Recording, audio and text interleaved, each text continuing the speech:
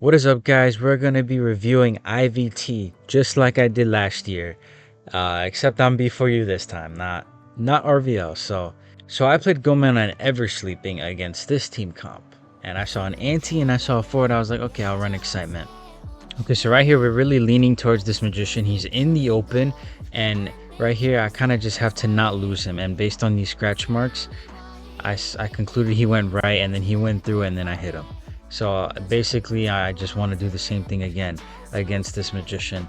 And I've played against a lot of magicians, so it's definitely not easy. Right here, he won it. I didn't know where he went, but he broke it, and I heard that. So then I reacted, and then he went through, and then I hit him. I went through with him and hit him, and now he's down. So now I have excitement for forward. So forward is not a threat to me right now. And in fact, if I have excitement against a forward, I'll probably get a chip, which means I do not have to cage for an injury. Injuring forward is very helpful. Although right here, I made a very bold play to get a hit as quickly as possible. Maybe force a save out early. But we TP'd on the opposite sides of this wall, and after that, there is just no chance. Absolutely no chance. So I go for my chip hit, and I just make sure I do not get rebounded. So let's see. I don't actually remember because it's been a few weeks.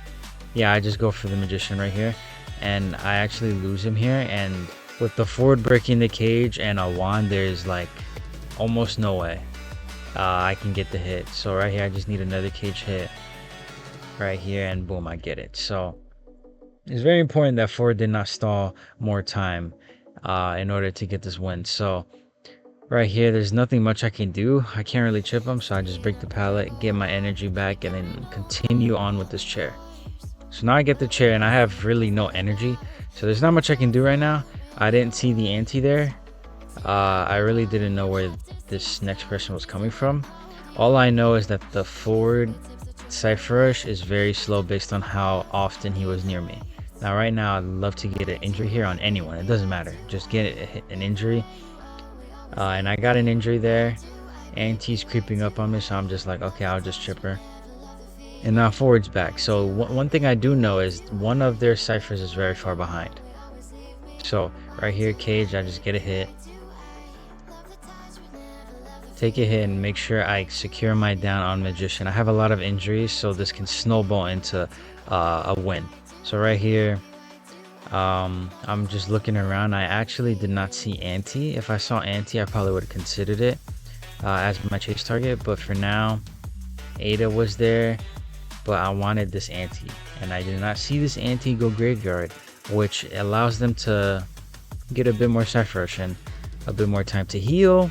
For this Ada, as you see, Cypher Rushing, but now getting ready to kite, and I'm getting ready to chase her. I have all the energy in the world, so I just need to be precise. I cannot miss these cages. Ada does not have any kiting tools. With this, her only kiting tool was a third hit, and she doesn't even have that anymore. So right here, I got a hit, and maybe I can get another hit before she makes the pallet. I don't. I create a second cage, 19 energy, and I get the down. With flywheel, she could have probably kited longer, but she did not have flywheel. So right here, I don't really have a great idea of where this forward is coming from, but I just guessed middle. And right here, he's very far from chair. He's in very dangerous territory to a point where I have enough energy. I get this hit. He's not getting the save. And if you ever watch IVL, guys, IVL, IJL, this game at that point is already over. Just the forward, there's no way the forward is getting the save unless he kites me out, which he didn't. And the game now is over. Now it's just a back and forth for the 4K. So we can move on to the next match. Next up we have is Ivy on Lakeside. So I never really liked Ivy on Lakeside, but I've played with it and I found a few ways to make it work. So I didn't have an ideal chase target. It's just these all are they can do good versus me, so I picked whatever was right.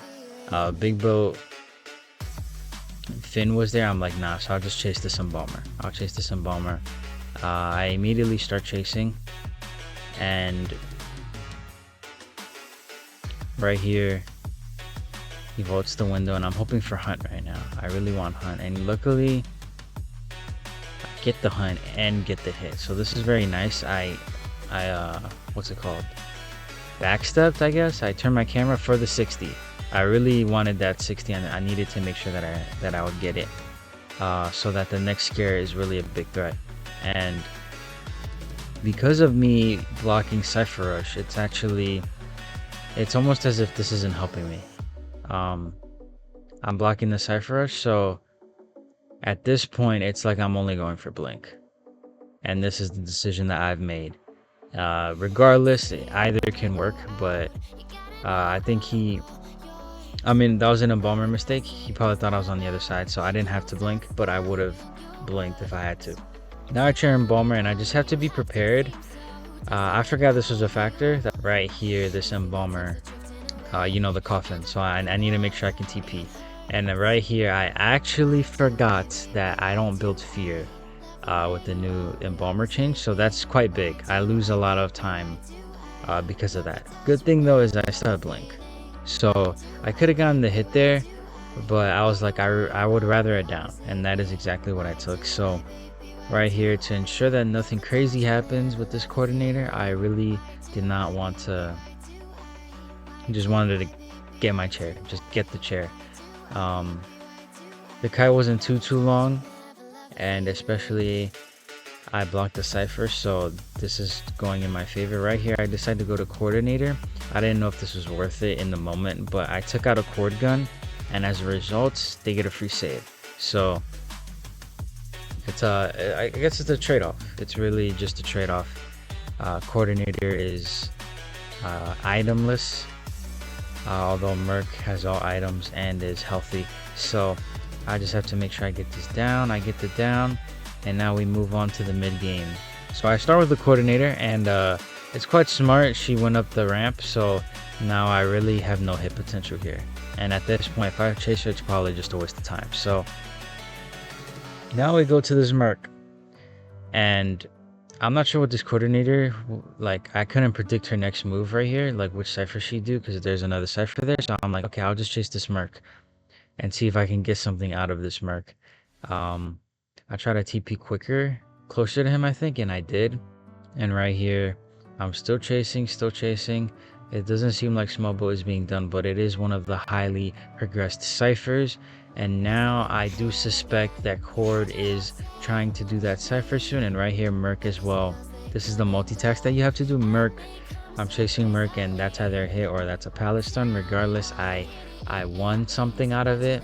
All right, that's just a 50-50. And right here, now I have my ghost here, and I'm trying to find another chase, right? Because all these Cyphers are near me, so I'm just trying to find another chase.